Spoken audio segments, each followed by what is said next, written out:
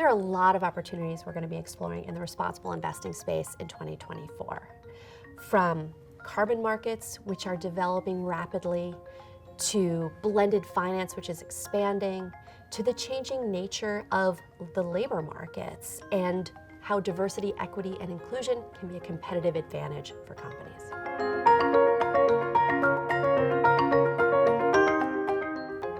One of the other areas of focus within responsible investing is emerging markets, which are really starting to take center stage. And in the emerging markets, what we see is the true intersection of environmental and social factors. We see that in things like just transition, where emerging countries need to think about transitioning away from fossil fuels, but doing so in a way that does not disrupt the social fabric of their economies. We also see that in the intersection of climate change and modern slavery, where many emerging markets are faced with physical climate change risks.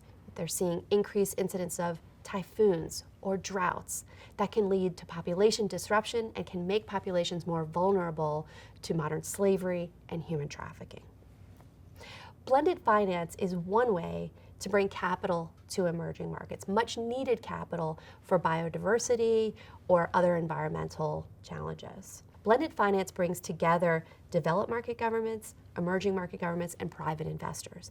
The developed market government provides a guarantee that lowers the cost of finance to the emerging market investor, and it also expands the attractiveness to private investors because the credit risk is lowered. There are other areas of responsible investing that are equally as interesting. For example, biodiversity has been a big topic of research for our team over the past year. And in 2024, we're going to be diving into a specific area of biodiversity in terms of water. Water issues will be at the forefront of investors' minds over the next several years as communities, companies, countries need to deal with the risks around water scarcity, around water pollution, and sustainable water management. Biodiversity and water scarcity are concerns that we need to think about globally, both within the developed markets, as we're seeing here in the United States, as well as across the emerging markets.